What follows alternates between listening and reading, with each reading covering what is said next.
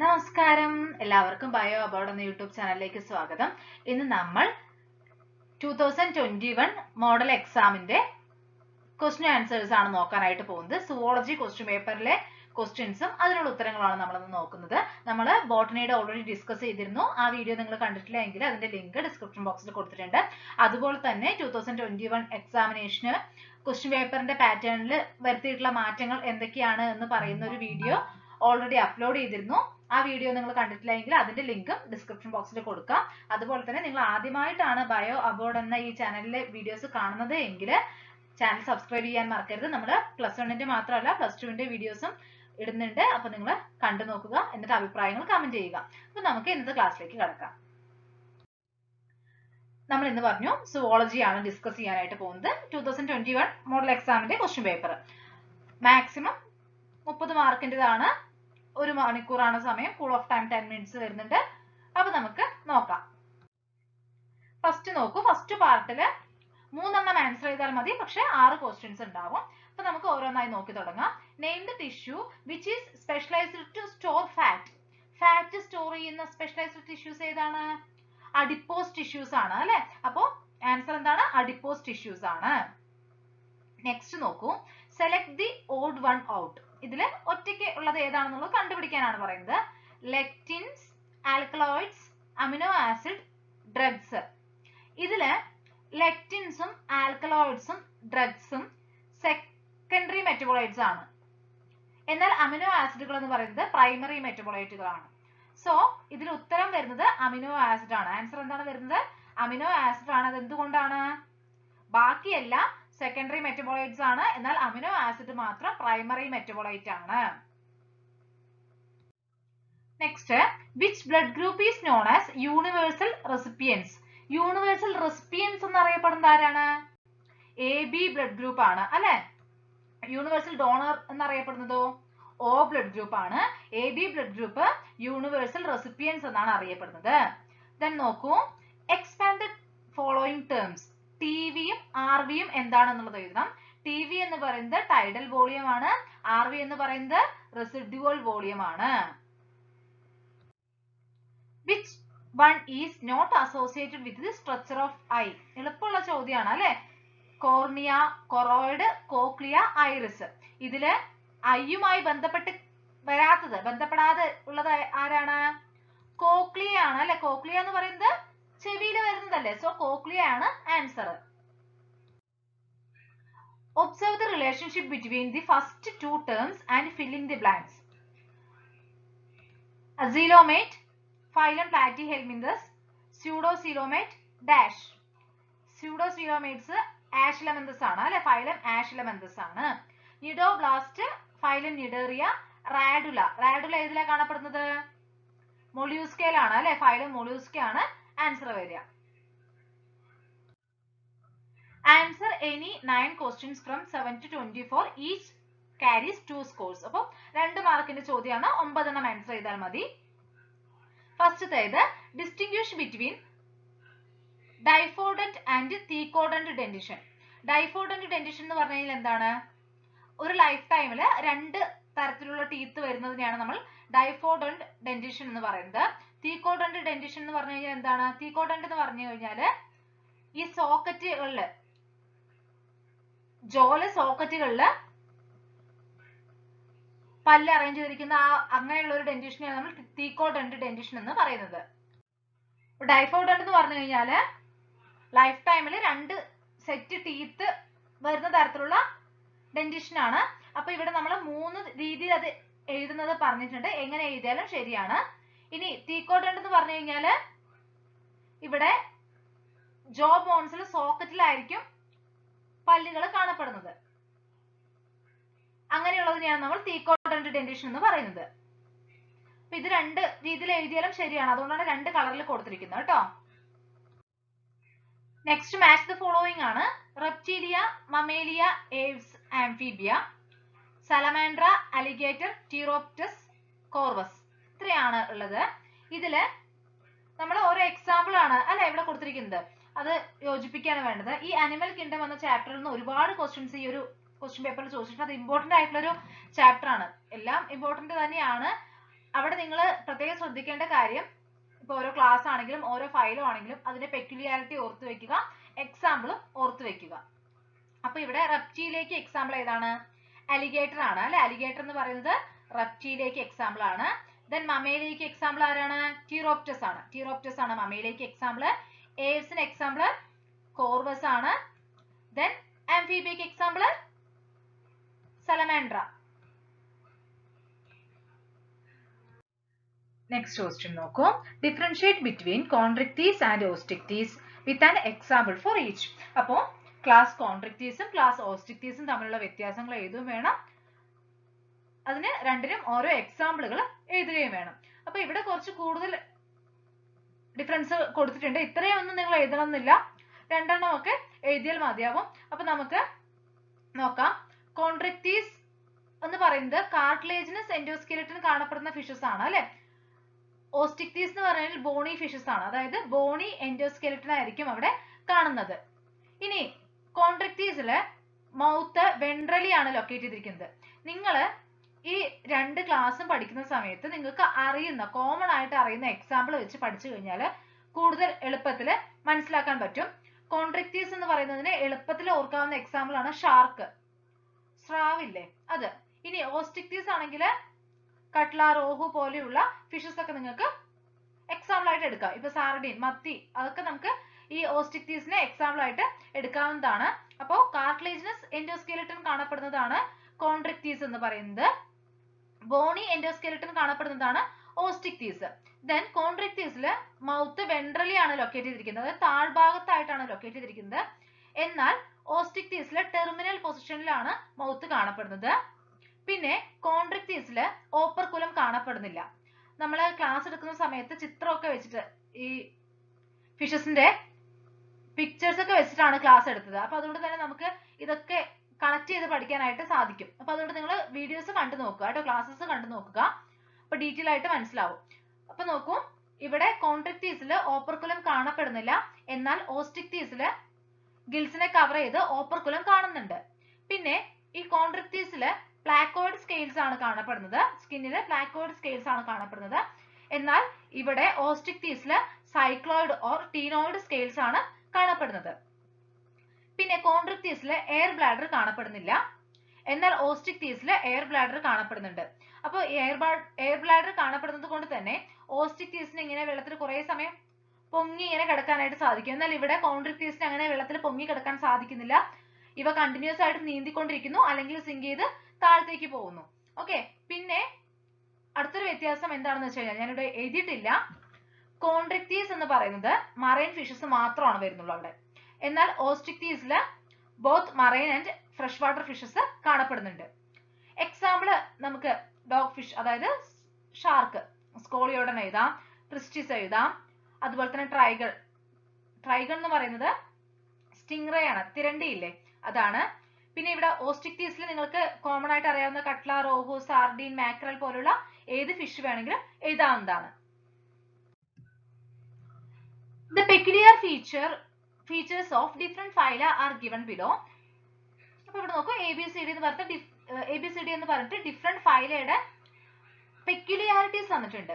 Presence of ostia, osculum and choanocytes. ഇത് ഏതിന്റെയാണ്? ഏത് ഫൈലമാണ്? നിങ്ങൾക്ക് ഓർമ്മയുണ്ടോ? ഫൈലം പോരിഫെറയാണ് അല്ലെ. ഫൈലം പോരിഫെറയാണ് ഈ ഫസ്റ്റത്തേത്. അതായത് അവിടെ ഓസ്റ്റിയ കാണപ്പെടുന്നു, ഓസ്കുലം കാണപ്പെടുന്നു, കോയാനോസൈറ്റ്സ് കാണപ്പെടുന്നു, ഇതൊക്കെ നമ്മൾ പഠിച്ചിട്ടില്ലേ. ദെൻ കോംപ്ലേറ്റ്സ് കാണപ്പെടുന്നത് ഏതാണ്? ബയോലുമിനസെൻസ് ഒക്കെ എക്സിബിറ്റ് ചെയ്യുന്ന ഫൈലം ഏതാണ്? ടീനോഫോറയാണ് അല്ലെ. ഫൈലം ടീനോഫോറയാണ്. അപ്പുറത്ത് ആൻസർ എഴുതുന്നുണ്ട്, നെക്സ്റ്റ് ആൻസർ കാണിക്കുന്നുണ്ട്, അതുകൊണ്ടാണ് ഞാൻ ജസ്റ്റ് ഫസ്റ്റ് ലെറ്റർ മാത്രം നിങ്ങൾക്ക് മനസ്സിലാവാൻ വേണ്ടി എഴുതുന്നത്. ദെൻ നെക്സ്റ്റ് നോക്കൂ, body shows metameric segmentation and nephridium is the excretory organ. Metameric segmentation എന്ന് പറയുമ്പോൾ തന്നെ നമുക്ക് ഓർമ്മ വരുന്നുണ്ടാവും എർത്ത് വേമൊക്കെ വരുന്നതാണ് അല്ലെ. ഏതാണ്? അനലീഡ ആണ്.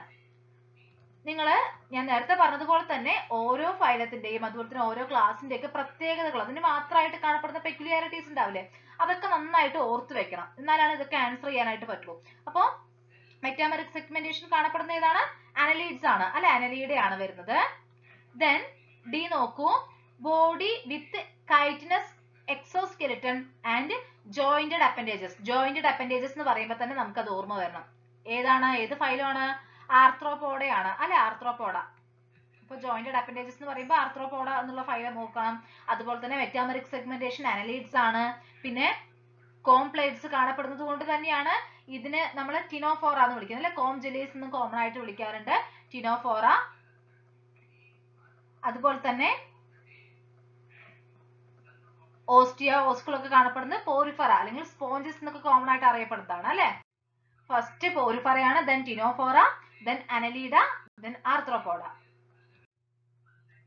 ECG is a graphical representation of the electrical activity of the heart during a cardiac cycle. Expand the term ECG. ECG എന്ന് പറഞ്ഞു കഴിഞ്ഞാൽ ഇലക്ട്രോ കാർഡിയോഗ്രാം അല്ലെങ്കിൽ ഇലക്ട്രോ കാർഡിയോഗ്രാഫ് എന്ന് എഴുതിയാലും ശരിയാണ് കേട്ടോ. Then what does the P wave represent? P എന്താണ് represent ചെയ്യുന്നത്? Electrical excitation of the atria or depolarization of the atria. നിങ്ങൾ ഇത് ഏതെങ്കിലും ഒന്ന് എഴുതിയാൽ മതിയാവും കേട്ടോ. ഇലക്ട്രിക്കൽ എക്സൈറ്റേഷൻ or depolarization, ഇത് ഏതെങ്കിലും ഒന്ന് എഴുതിയാൽ മതി കേട്ടോ. Then a number of bones related with our appendicular skeletal system is given below. Arrange them into two groups with appropriate headings. അപ്പോ ഇവിടെ കുറെ ബോൺസ് ആണ് കൊടുത്തിരിക്കുന്നത്. അപ്പൊ നമ്മൾ അതിനെ കൃത്യമായിട്ട് രണ്ട് കാറ്റഗറി ആക്കി തിരിക്കണം. Humerus, tibia, tarsals, ulna, radius, fibula, carpals, femur. ഇതില് ഏതിലൊക്കെ വരുന്ന ബോൺസ് ആണ്? ഫോർ ലിംസിൽ വരുന്നതും ഹൈൻഡ് ലിംസിൽ വരുന്നതുമാണ് അല്ലെ. ഫോർ ലിംസിൽ കാണപ്പെടുന്ന ഏതൊക്കെയാണ്? Humerus, radius, ulna and carpals. Hind ലിംസിലാണെങ്കിലോ femur, tibia, fibula and tarsals. In the given flow chart, label the missing parts. അപ്പൊ ഇവിടെ കൊടുത്തിട്ടുള്ളതില് മിസ് ചെയ്തിട്ടുള്ള ഭാഗങ്ങൾ ABCD ഇത് നമ്മൾ ഫില്ല് ചെയ്യണം. അപ്പൊ കണക്റ്റീവ് ടിഷ്യൂസിനെ കുറിച്ചാണ് പറയുന്നത്. Dense connective tissues, specialised connective tissues ഇത് രണ്ടും ഇവിടെ കൊടുത്തിട്ടുണ്ട്. ഇനി വിട്ടുപോയത് അപ്പൊ ഏതാണ്? ലൂസ് കണക്റ്റീവ് ടിഷ്യൂസ് ആണ് അല്ലെ. അപ്പൊ A എന്ന് പറയുന്നത് ലൂസ് കണക്റ്റീവ് ടിഷ്യൂ ആണ്. ലൂസ് കണക്റ്റീവ് ടിഷ്യൂല് വരുന്നത് ഏരിയോളാർ ടിഷ്യൂസ് ആണ്. ഇനി ഡെൻസ് കണക്റ്റീവ് ടിഷ്യൂസിൽ വരുന്നത് ഏതൊക്കെയാണ്? നമുക്ക് ടെൻഡൺ ഓർ ലിഗമെന്റ് എന്ന് എഴുതാം. അതിൽ ഏതെങ്കിലും ഒന്ന് എഴുതിയാൽ മതി കേട്ടോ. അല്ലെങ്കിൽ ഡെൻസ് റെഗുലർ കണക്റ്റീവ് ടിഷ്യൂസിനോ അല്ലെങ്കിൽ ഡെൻസ് ഇറഗുലർ എന്ന് എഴുതിയാലൊക്കെ മാർക്ക് കിട്ടും. ഇതിൽ ഏതെങ്കിലും ഒന്ന് എഴുതിയാൽ മതി. ടെൻഡൺ ഓർ ലിഗമെന്റ്സ് ഒക്കെയാണ് അതിന് എക്സാമ്പിൾ ആയിട്ട് വരുന്നത് അല്ലെ. ഇനി സ്പെഷ്യലൈസ്ഡ് കണക്റ്റീവ് ടിഷ്യൂസിൽ വരുന്നത് ആരൊക്കെയാണ്? ബ്ലഡ് ഇവിടെ കൊടുത്തിട്ടുണ്ട്, പിന്നെ കാർട്ടിലേജും വരുന്നുണ്ട്, ബോണും വരുന്നുണ്ട്. So cartilage, bone. അപ്പൊ A എന്ന് പറയുന്നത് ലൂസ് കണക്റ്റീവ് ടിഷ്യൂ ആണ്. B ടെൻഡൺ ഓർ ലിഗമെന്റ് എഴുതാം നിങ്ങൾക്ക്. പിന്നെ C എന്ന് പറയുന്നത് കാർട്ടിലേജ് ഓർ ബ്ലഡ് ബോൺ എഴുതാം. ഇവിടെ അതുപോലെ തന്നെ കാർട്ടിലേജ് ഓർ ബോൺ. അത് അങ്ങോട്ടും ഇങ്ങോട്ടും മാറ്റി എഴുതിയാലും കുഴപ്പമില്ല. Next, enlist any 4 types of synovial joints. Synovial jointsന് എക്സാമ്പിളുകൾ 4 തരത്തിലുള്ള synovial joints എഴുതാനാണ് പറയുന്നത്. നമുക്ക് ഏതൊക്കെ എഴുതാം? ബോൾ ആൻഡ് സോക്കറ്റ് ജോയിന്റ് എഴുതാം, ഹിഞ്ച് ജോയിന്റ് എഴുതാം, പിവറ്റ് ജോയിന്റ് എഴുതാം, ഗ്ലൈഡിംഗ് ജോയിന്റ് എഴുതാം, സാഡിൽ ജോയിന്റ് എഴുതാം. ഇവിടെ 1, 2, 3, 4, 5 പറയുന്നുണ്ട്. ഇതിൽ ഏതെങ്കിലും 4 നിങ്ങൾക്ക് എഴുതാവുന്നതാണ്. 4 ടൈപ്സ് എന്നല്ലേ അവിടെ പറയുന്നത്. Distinguish between uricotelic and ureotelic animals with one example each. അപ്പൊ യൂറിക്കോടെലിക്കും യൂറിയോടെലിക്കും ആണ് ചോദിക്കുന്നത് അല്ലെ. യൂറിക്കോടെലിക് എന്ന് പറഞ്ഞു കഴിഞ്ഞാൽ എന്താണ്? അവിടെ നൈട്രോജനസ് വേസ്റ്റുകള് യൂറിക് ആസിഡിന്റെ രൂപത്തിലായിരിക്കും എലിമിനേറ്റ് ചെയ്യപ്പെടുന്നത്. ആ പേരിൽ നിന്ന് തന്നെ നിങ്ങൾക്ക് അത് കണ്ടുപിടിക്കാൻ പറ്റുന്നുണ്ട്. യൂറിക്കോടെലിക്, യൂറിക് ആസിഡുകളാണ് അവിടെ. യൂറിക് ആസിഡിന്റെ രൂപത്തിലാണ് നൈട്രോജനസ് വേസ്റ്റ് എലിമിനേറ്റ് ചെയ്യപ്പെടുന്നത്. റെപ്റ്റൈൽസ്, ബേർഡ്സ്, അതുപോലെ തന്നെ ലാൻഡ് സ്നെയിൽസ്, ഇൻസെക്റ്റുകളൊക്കെ ഇതിന് എക്സാമ്പിൾ ആണ്. ഇതിൽ ഏതെങ്കിലും ഒരു എക്സാമ്പിൾ നിങ്ങൾക്ക് എഴുതാവുന്നതാണ്. ദെൻ യൂറിയോടെലിക് എന്ന് പറയുമ്പോൾ അവിടെ യൂറിയയുടെ രൂപത്തിലായിരിക്കും അനിമൽസ് നൈട്രോജനസ് വേസ്റ്റുകളെ എക്സ്ക്രീറ്റ് ചെയ്യുന്നത്. അതിനൊരു എക്സാമ്പിൾ നമുക്ക് ഹ്യൂമൻ ബീങ്സ് തന്നെ എഴുതാവുന്നതാണ്. അതായത് മാമൽസ് ഒക്കെ യൂറിയോടെലിക് ആണ്. അതുപോലെ തന്നെ ടെറസ്ട്രിയൽ ആംഫീബിയൻസ്, മറൈൻ ഫിഷസ് ഒക്കെ എന്താണ്? യൂറിയോടെലിക് ആണ്. അപ്പൊ നിങ്ങൾക്ക് ഹ്യൂമൻസ് എഴുതിയാൽ മതി, അല്ലെങ്കിൽ ഏതെങ്കിലും ഒരു മാമലിന്റെ പേര് എഴുതാം, അല്ലെങ്കിൽ മാമൽസ് എന്ന് ജനറൽ ആയിട്ട് എഴുതാം കേട്ടോ. അപ്പൊ എന്താണ് യൂറിക്കോടെലിക്, എന്താണ് യൂറിയോടെലിക് എന്ന് മനസ്സിലായില്ലേ? ഇനി അമോണോടെലിക് കൂടി ഉണ്ട്. അവിടെയാണെങ്കിലോ അമോണിയയുടെ രൂപത്തിലായിരിക്കും നൈട്രോജനസ് വേസ്റ്റുകളെ എലിമിനേറ്റ് ചെയ്യപ്പെടുന്നത് അല്ലെങ്കിൽ എക്സ്ക്രീറ്റ് ചെയ്യപ്പെടുന്നത്. Next, complete the given table.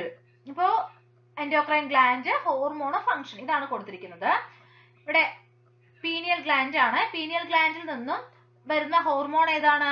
Melatonin ആണ് അല്ലെ. അതിന്റെ ഫംഗ്ഷൻ നോക്കൂ. Regulation of 24-hour diurnal rhythm. നമ്മുടെ ശരീരത്തിന്റെ ആ ഒരു റിതമിക് ആക്ടിവിറ്റീസിനെ കൺട്രോൾ ചെയ്യുന്നത് ആരാണ്? മെലാറ്റോണിൻ ആണ് അല്ലെ. ദെൻ പ്രൊലാക്റ്റിൻ ആണ് ഇവിടെ കൊടുത്തിരിക്കുന്നത്. മാമറി ഗ്ലാൻഡിന്റെ ഗ്രോത്തിനും മിൽക്ക് ഫോർമേഷനൊക്കെ സഹായിക്കുന്ന പ്രൊലാക്റ്റിൻ. പ്രൊലാക്റ്റിൻ ആരാണ് സെക്രറ്റ് ചെയ്യുന്നത്? പിറ്റ്യൂട്ടറി ഗ്ലാൻഡ് ആണ് അല്ലെ. സോ ബി എന്ന് പറയുന്നത് പിറ്റ്യൂട്ടറി ഗ്ലാൻഡ് ആണ്. A melatonin, B pituitary gland. ഇനി പാൻക്രിയാസ് ആണ് എൻഡോക്രൈൻ ഗ്ലാൻഡ്. പാൻക്രിയാസിൽ നിന്ന് ഒരു ഹോർമോൺ അല്ല, അതുകൊണ്ട് തന്നെ നമുക്ക് അതിന്റെ ഫംഗ്ഷൻ നോക്കിയിട്ടേ എഴുതാൻ പറ്റുള്ളൂ. So increase blood glucose level എന്നാ പറയുന്നത്. ബ്ലഡിലെ ഗ്ലൂക്കോസിന്റെ ലെവൽ കൂട്ടുന്നത് ആരാണ്? ഗ്ലൂക്കഗോൺ ആണ്. ഇനി ഇത് നേരെ തിരിച്ചായിരുന്നെങ്കിലോ? ഡിക്രീസസ് ബ്ലഡ് ഗ്ലൂക്കോസ് ലെവൽ എന്നാണെങ്കിലോ? അപ്പൊ അത് ഇൻസുലിൻ ആയിരിക്കും അല്ലെ. ഇവിടെ ബ്ലഡ് ഗ്ലൂക്കോസ് ലെവൽ കൂട്ടുന്നു എന്ന് പറഞ്ഞതുകൊണ്ട് സി എന്താണ്? ഗ്ലൂക്കഗോൺ ആണ്. Then heart. നമ്മള് ഹാർട്ടും ഒരു എൻഡോക്രൈൻ ഗ്ലാൻഡിനെ പോലെ ആക്ട് ചെയ്യുന്നുണ്ടെന്ന് പറയും. എൻഡോക്രൈൻ ഗ്ലാൻഡ് അല്ല, പക്ഷെ അതെന്താണ്? ഒരു ഹോർമോണിനെ സെക്രേറ്റ് ചെയ്യുന്ന കാര്യം നമ്മൾ പറഞ്ഞത്. അത് ഏതായിരുന്നു? ANF or atrial natriuretic factor. അതെന്തിനാ സഹായിക്കുന്നത്? Dilation of blood vessels and reduces blood pressure. Blood pressure കുറയ്ക്കാനും അതുപോലെ തന്നെ ബ്ലഡ് വെസൽസ് ഡയലേറ്റ് ചെയ്യാനും ഒക്കെ സഹായിക്കുന്നു. Observe the diagram given below. Identify the class in which it belongs. Write a note on its migration. മൈഗ്രേഷനെ കുറിച്ച് എഴുതുകയും വേണം. പിന്നെ എന്താണ്? അത് ഏത് ക്ലാസ് ആണ് എന്നുള്ളതും എഴുതണം അല്ലെ. അപ്പൊ ഇവിടെ നോക്കൂ, ഇത് ഏത് ക്ലാസ്സിൽ വരുന്ന അനിമലിനെയാണ് കാണിച്ചിരിക്കുന്നത്? സൈക്ലോസ്റ്റൊമാറ്റ ആണ് അല്ലെ. സൈക്ലോസ്റ്റൊമാറ്റ എന്ന ക്ലാസ്സിനെയാണ് ഇത് റെപ്രസെന്റ് ചെയ്യുന്നത്. ഇതിന്റെ മൈഗ്രേഷനെ കുറിച്ച് ചോദിക്കുന്നുണ്ട്. മൈഗ്രേഷന്റെ പ്രത്യേകത എന്താണ്? ഈ സൈക്ലോസ്റ്റോംസ് എന്ന് പറയുന്നത് മറൈൻ ആണ്, പക്ഷെ സ്പോണിങ്ങിന് വേണ്ടിയിട്ട്, അതായത് മുട്ടയിടാൻ വേണ്ടിയിട്ട് അത് ഫ്രഷ് വാട്ടറിലേക്ക് പോകുന്നു. ഫ്രഷ് വാട്ടറിലേക്ക് എത്തി അവിടെ മുട്ടയിട്ട് കഴിഞ്ഞതിന് ശേഷം കുറച്ച് ദിവസം കൊണ്ട് ഇത് മരിച്ചു പോകും. എന്നിട്ട് ഇതിന്റെ ലാർവെ വളർന്ന് മെറ്റമോർഫോസിസ് ഒക്കെ നടന്ന് അഡൾട്ട് ആവുമ്പോൾ തിരിച്ച് കടലിലേക്ക് വരും. അപ്പോ ഇത് ശരിക്കും മറൈൻ ആണ്, പക്ഷെ മുട്ടയിടാൻ വേണ്ടി എങ്ങോട്ടേക്ക് പോകുന്നു? ഫ്രഷ് വാട്ടറിലേക്ക് പോകുന്നു. ആ മൈഗ്രേഷൻ ആണ് ഇവിടെ എഴുതേണ്ടത്. സൈക്ലോസ്റ്റൊമാറ്റ ആണ് ക്ലാസ് വരുന്നത്. The description of low taxonomic aids are given below. Taxonomic aid based on the contrasting characters, generally in a pair called couplet.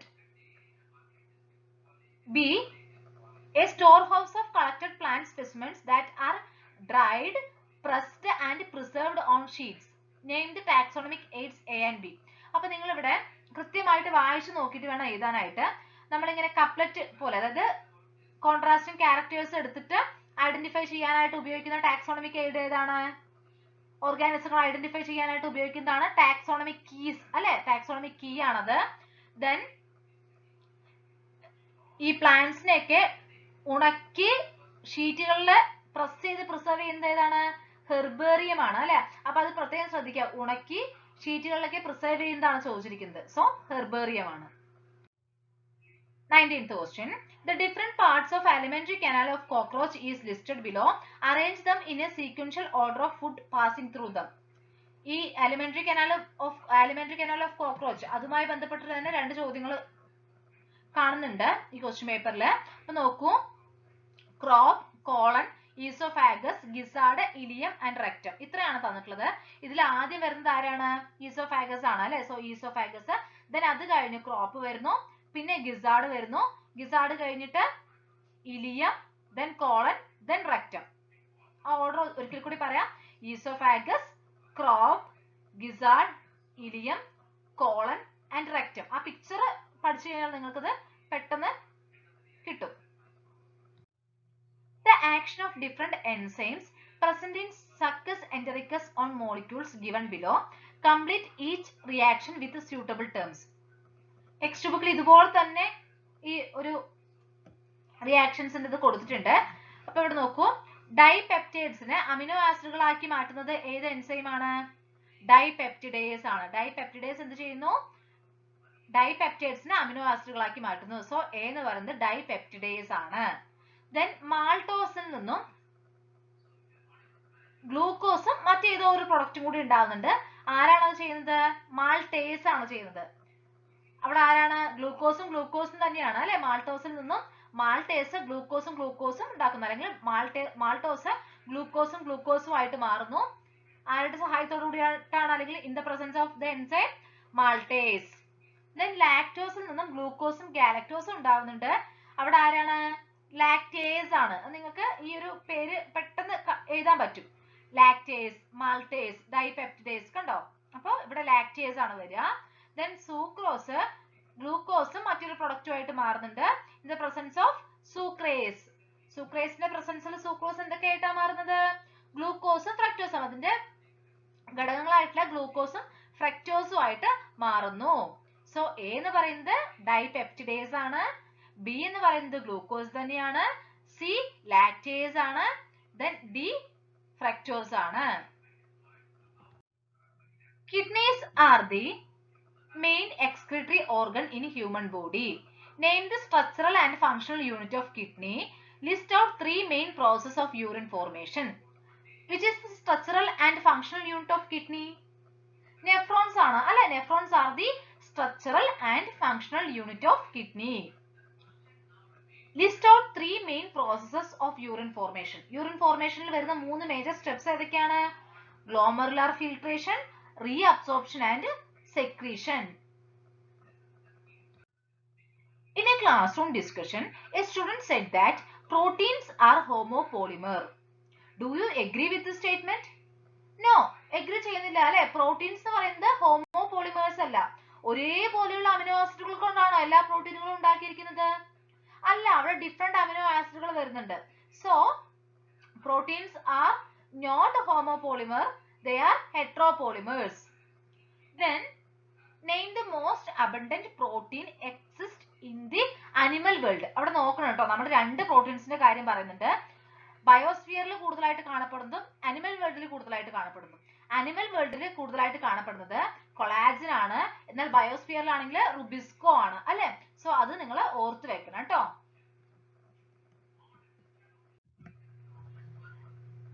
Arrange the following words in a sequential order according to transmission of sound wave.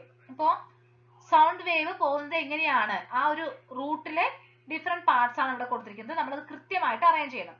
Year drum, basilar membrane, ear ossicles, oval window. Order എന്താണ്? Ear drum, then ear ossicles, then oval window, then basilar membrane. ഈ ഒരു ഓർഡറിലാണ് വരിക അല്ലെ? An endocrine gland which has a major role in the development of immune system and is degenerate in aged individuals. Identify the endocrine gland.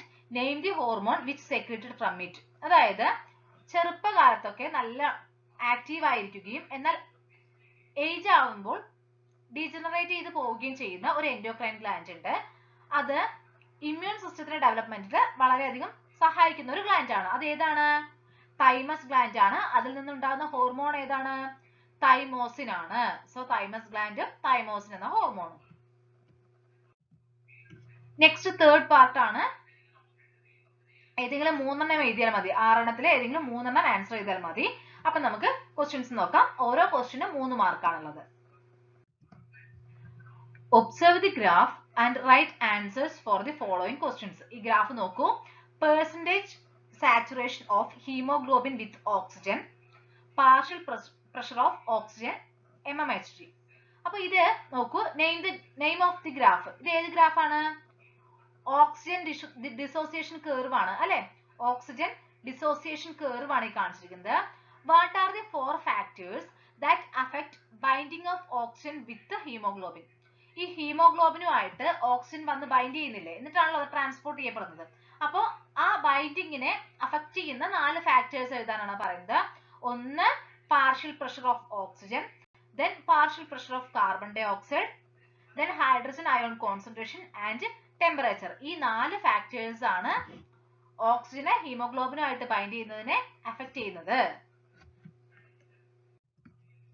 In the following chart, A, B, Z and D represents.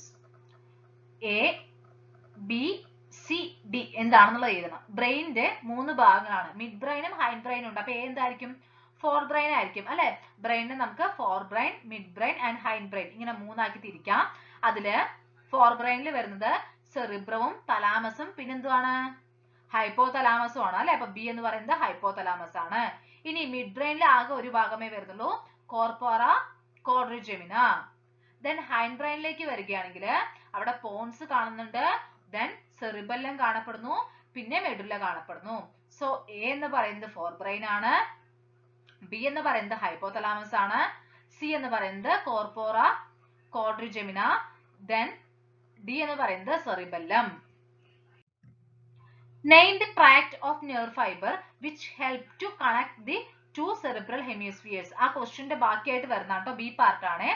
അപ്പോ രണ്ട് cerebral ഹെമിസ്ഫിയേഴ്സിനെ തമ്മിൽ connect ചെയ്യുന്ന nerve fibres ഏതാണ്, nerve ഫൈബേഴ്സിന്റെ tract ഏതാണ് എന്നുള്ളതാണ് ചോദിക്കുന്നത്. Corpus callosum ആണ് അല്ലെ, കോർപ്പസ് കലോസം ആണ് ഈ രണ്ട് സെറിബ്രൽ ഹെമിസ്ഫിയേഴ്സിനെ തമ്മിൽ കണക്ട് ചെയ്യുന്ന നെർവ് ഫൈബറിന് ട്രാക്ട്. 27ാമത്തെ ചോദ്യം നോക്കാം. Identify the class enzyme which does the following type of chemical reaction. ഈ റിയാക്ഷൻ കാറ്റലൈസ് ചെയ്യുന്നത് ഏത് ഗ്രൂപ്പ്, ഏത് ക്ലാസ് എൻസൈം ആണ് എന്നാണ് എഴുതേണ്ടത്. നമ്മൾ ഡിഫറെന്റ് ക്ലാസ്സസ് പഠിച്ചു അല്ലെ എൻസൈമുകളിൽ വരുന്നത്. അപ്പോ ഇവിടെ S reduced, S dash oxidised, S ഓക്സിഡൈസ്ഡും എസ് ഡാഷ് റെഡ്യൂസ്ഡും ആയിട്ട് മാറുന്നു. അതേതാണ്, ഓക്സിഡോ റിഡക്റ്റേസ് ആണ്. അത് നിങ്ങൾക്ക് ഈ ഒരു റിയാക്ഷനിൽ നിന്ന് തന്നെ കണ്ടുപിടിക്കാം അല്ലെ. ഇനി നോക്കൂ, write any 3 factors which affect enzyme activity. Enzyme activity affect ചെയ്യുന്നത് ഏതൊക്കെ ഫാക്ടേഴ്സ് ആണ്? pH, ടെമ്പറേച്ചർ, സബ്സ്ട്രേറ്റ് കോൺസെൻട്രേഷൻ, അതുപോലെ തന്നെ ഇൻഹിബിറ്റേഴ്സ്. ഇതില് ഏതെങ്കിലും 3 നിങ്ങൾക്ക് എഴുതാവുന്നതാണ്. പിന്നെ ഈ ഒരു എൻസൈമിന്റെ പാർട്ടില് നിങ്ങൾക്ക് ഇതുപോലെ ഡിഫറെന്റ് ക്ലാസ്സസ് പഠിക്കാനുണ്ട്. അതിൽ ചിലതിലൊക്കെ ഇതുപോലത്തെ റിയാക്ഷൻ എക്സാമ്പിൾ ആയിട്ട് കൊടുത്തിട്ടുണ്ട്, ചിലതിൽ ഡിസ്ക്രിപ്ഷൻ മാത്രമേ കൊടുത്തിട്ടുള്ളൂ. അപ്പൊ അങ്ങനെയുള്ള കേസുകളിൽ നിങ്ങൾ അത് കൃത്യമായിട്ട് ഓർത്ത് വെക്കണം. ഇങ്ങനെ ഇപ്പൊ ഒരു റിയാക്ഷൻ ജസ്റ്റ് ഇങ്ങനെ തന്നു കഴിഞ്ഞാൽ അത് ഏതാണ് എന്ന് എഴുതാൻ അറിയണം. അതുപോലെ തന്നെ ഇപ്പൊ ജസ്റ്റ് ഡിസ്ക്രിപ്ഷൻ ആണ് കൊടുക്കുന്നതെങ്കിലും നിങ്ങൾക്കത് മനസ്സിലാവണം. അതുപോലെ തന്നെ ഈ ഫാക്ടേഴ്സും ഇമ്പോർട്ടന്റ് ആയിട്ടുള്ള ഒരു പാർട്ടാണ്. അതുകൊണ്ട് എൻസൈം ആക്ടിവിറ്റിയെ ബാധിക്കുന്ന ആ ഫാക്ടേഴ്സ് ഏതൊക്കെയാണെന്നുള്ളത് നോക്കി വെക്കുക. അതിന്റെ ആ ഒരു എഫക്ട് എങ്ങനെയാണെന്നുള്ളതും ഓർത്ത് വെക്കണം കേട്ടോ. pH കൂടുമ്പോൾ, pH കുറയുമ്പോൾ എന്നൊക്കെ പറഞ്ഞിട്ട് നമ്മൾ പഠിച്ചിട്ടില്ലേ, അതൊക്കെ ഓർത്ത് വെക്കണം. നെക്സ്റ്റ് നോക്കൂ, alimentary canal of cockroach is given. ചിത്രം തന്നിട്ടുണ്ട്. Label the parts identified as A, B, C, D. A B C D label ചെയ്യാനാണ് പറയുന്നത്. ഏതാണ്? ക്രോപ്പ് ആണ് അല്ലെ. ഇത് ലിസാർഡ് ആണ്. സി എന്താണ്? ഹെപ്പാറ്റിക് സീക്ക ആണ്. ഡി എന്ന് പറയുന്നത് മാൽപീജിയൻ ട്യൂബ്യൂൾസ് ആണ്. ഇതിൽ അടുത്ത ചോദ്യം നോക്കൂ, write the function of C. C എന്താണ്? സി എന്ന് പറയുന്നത് ഹെപ്പാറ്റിക് സീക്ക ആണ്. ഹെപ്പാറ്റിക് സീക്ക എന്താ ചെയ്യുന്നത്? ഡൈജസ്റ്റീവ് ജ്യൂസ് സെക്രീറ്റ് ചെയ്യുകയാണ് ചെയ്യുന്നത്. It secrete digestive juice. Next നോക്കൂ, filling the blanks to complete the schematic representation. ഇതും അനിമൽ കിങ്ഡത്തിൽ നിന്ന് ചോദിച്ചിട്ടുള്ള ചോദ്യമാണ്. നോക്കൂ, വെർട്ടിബ്രേറ്റിനെ 2 ഡിവിഷൻ ആക്കി തിരിച്ചിട്ടുണ്ട്. അഗ്നാത്തയും പിന്നെ ഏതാണ്? ഗ്നാത്തോസ്റ്റൊമാറ്റയും അല്ലെ. അപ്പൊ എ എന്ന് പറയുന്നത് ഗ്നാത്തോസ്റ്റൊമാറ്റയാണ്. ഇനി അഗ്നാത്തയിൽ ആകെ ഒരു ക്ലാസ്സേ വരുന്നുള്ളൂ. അത് ഏതാണ്? സൈക്ലോസ്റ്റൊമാറ്റയാണ് അല്ലെ. നമ്മളിപ്പോ ഓൾറെഡി ആ സൈക്ലോസ്റ്റൊമാറ്റയുമായിട്ട് റിലേറ്റ് ചെയ്ത് വരുന്ന ഒരു ക്വസ്റ്റ്യൻ ഡിസ്കസ് ചെയ്തു. സോ ബി എന്ന് പറയുന്നത് സൈക്ലോസ്റ്റൊമാറ്റയാണ്. ദെൻ ഡിവിഷൻ ഗ്നാത്തോസ്റ്റൊമാറ്റയില് 2 സൂപ്പർ ക്ലാസ്സുകൾ വരുന്നുണ്ട്. സൂപ്പർ ക്ലാസ് ഫിസസും പിന്നെ സൂപ്പർ ക്ലാസ് ടെട്രാപോഡയും. ടെട്രാപോഡയാണ് ഡി വരിക. ഇനി സൂപ്പർ ക്ലാസ് ഫിസസ് എടുത്ത് നോക്കുകയാണെങ്കിൽ അവിടെ 2 ക്ലാസ്സുകൾ വരുന്നുണ്ട്. ക്ലാസ് കോൺട്രിക്ടീസും ക്ലാസ് ഓസ്റ്റിക്ടീസും. അപ്പൊ ഇവിടെ സി എന്ന് പറയുന്നത് ഓസ്റ്റിക്ടീസ് ആണ് വരിക. ദെൻ ടെട്രാപോഡയിൽ ഏതൊക്കെ വരുന്നുണ്ട്? ആംഫീബിയ വരുന്നു, റെപ്റ്റീലിയ വരുന്നു, എയ്ഡ്സ് വരുന്നു, മമേലിയ വരുന്നു. സോ റെപ്റ്റീലിയ, മമേലിയ അല്ലെ. ഈ ചോദ്യത്തിനുള്ള ഉത്തരം ഈ ക്വസ്റ്റ്യൻ പേപ്പറിൽ നിന്ന് തന്നെ നമുക്ക് കണ്ടുപിടിക്കാൻ പറ്റും. നമ്മള് കോൺട്രിക്ടീസും ഓസ്റ്റിക്ടീസും തമ്മിലുള്ള വ്യത്യാസം ചോദിക്കുന്ന ഒരു ക്വസ്റ്റ്യൻ കണ്ടിരുന്നു. അപ്പൊ ഇവിടെ ഓസ്റ്റിക്ടീസാ വരിക എന്നുള്ളത് നിങ്ങൾക്ക് അതിൽ നിന്ന് തന്നെ കിട്ടുന്നുണ്ടാവും. പിന്നെ അതുപോലെ തന്നെ എക്സാമ്പിളുകൾ പറയുന്ന സമയത്ത് ആംഫീബിയ, റെപ്റ്റീലിയ, എയ്ഡ്സ്, മാമൽസ് ഒക്കെ പറഞ്ഞു അല്ലെ, മെമേലിയ ഒക്കെ പറഞ്ഞു. അപ്പൊ അതിൽ നിന്ന് ഇത് ഫില്ല് ചെയ്യാനായിട്ട് പറ്റുന്നുണ്ടാവും. പിന്നെ അഗ്നാത്തയിൽ വരുന്ന ഒരേ ഒരു ക്ലാസ് സൈക്ലോസ്റ്റൊമാറ്റി ആണ്. സൈക്ലോസ്റ്റൊമാറ്റിയെ കുറിച്ച് നമുക്കൊരു ക്വസ്റ്റ്യൻ ഉണ്ട്, പക്ഷെ അത് ഇതുമായിട്ട് കണക്ട് ചെയ്ത് പറയാൻ നമുക്ക് പെട്ടെന്ന് കിട്ടണമെന്നില്ല. എന്നാലും നമുക്ക് ഓർത്ത് വെക്കാവുന്നതാണ്. ലാസ്റ്റ് ക്വസ്റ്റ്യൻ ആണ്. Match the terms in column A with those in column B and C. എന്താണ്? Blood group, antigens, antibodies. അപ്പോ എ എന്ന ബ്ലഡ് ഗ്രൂപ്പില് ഏത് ആന്റിജൻ ആയിരിക്കും? ആന്റിജൻ എ കാണുന്നുണ്ടാവും അല്ലെ? ആർ ബി സിയില് ആന്റിജൻ എ കാണുന്നുണ്ടാവും. സോ എ ആന്റിബോഡി ഏതാണ്? ആന്റിബോഡി ബി ആയിരിക്കും. ആന്റിജൻ എയും ആന്റിബോഡി ബിയും ആയിരിക്കും. ഇനി എ ബി ആണെങ്കിൽ അവിടെ ആന്റിജൻ എയും ബിയും കാണുന്നുണ്ടാവും, ആന്റിബോഡി ആണെങ്കിൽ ഒന്നും കാണുന്നുണ്ടാവില്ല. ഇനി ഒ എന്ന ബ്ലഡ് ഗ്രൂപ്പ് ആണെങ്കിലോ? ഒ എന്ന ബ്ലഡ് ഗ്രൂപ്പ് ആണെങ്കിൽ അവിടെ ആന്റിജൻ ഒന്നും കാണുന്നില്ല, എന്നാൽ ആന്റിബോഡി എയും ബിയും കാണുന്നുണ്ട്. അപ്പോ നിങ്ങള് ബ്ലഡ് ഗ്രൂപ്പും ആന്റിജനും ഓർത്ത് വെക്കുക, ആന്റിബോഡി അതിന് ഓപ്പോസിറ്റ് ആയിട്ട് എഴുതാം, അങ്ങനെ പഠിക്കാലോ. അപ്പോൾ എ എന്ന ബ്ലഡ് ഗ്രൂപ്പില് ആന്റിജൻ എ കാണുന്നു, എന്നാൽ ആന്റിബോഡി ബി ആയിരിക്കും. ഓക്കെ. എ ബി ആണെങ്കിൽ അവിടെ രണ്ട് ആന്റിജനും കാണപ്പെടുന്നുണ്ടാവും, എയും ബിയും കാണുന്നുണ്ട്, പക്ഷെ ആന്റിബോഡി ഒന്നും കാണപ്പെടുന്നുണ്ടാവില്ല. ഇനി ഒ എന്ന ബ്ലഡ് ഗ്രൂപ്പ് ആണെങ്കിൽ അവിടെ ആന്റിജൻസ് കാണപ്പെടുന്നില്ല, പക്ഷെ ആന്റിബോഡി എയും ബിയും കാണപ്പെടുന്നു. അപ്പൊ നമ്മൾ ഇന്ന് 2021 സുവോളജി മോഡൽ എക്സാം ക്വസ്റ്റ്യൻ പേപ്പറിന്റെ ആൻസർ കീ ആണ് നോക്കിയത്, ആൻസേഴ്സ് ആണ് നോക്കിയത്. നിങ്ങൾക്ക് എല്ലാവർക്കും ഈ ഒരു വീഡിയോ ഹെൽപ്ഫുൾ ആയി എന്ന് വിചാരിക്കുന്നു. എന്തെങ്കിലും സംശയങ്ങളൊക്കെ ഉണ്ടെങ്കിൽ ഇനി കമന്റ് ചെയ്യുക. അതുപോലെ തന്നെ നിങ്ങൾ ആദ്യമായിട്ടാണ് ഈ ചാനൽ കാണുന്നത് എങ്കിൽ സബ്സ്ക്രൈബ് ചെയ്യാൻ മറക്കരുത്. ഈ വീഡിയോ നിങ്ങൾക്ക് ഹെൽപ്ഫുൾ ആയിട്ട് തോന്നിക്കഴിഞ്ഞാൽ നിങ്ങളുടെ കൂട്ടുകാർക്ക് എല്ലാവർക്കും ഷെയർ ചെയ്ത് കൊടുക്കുക. Thank you.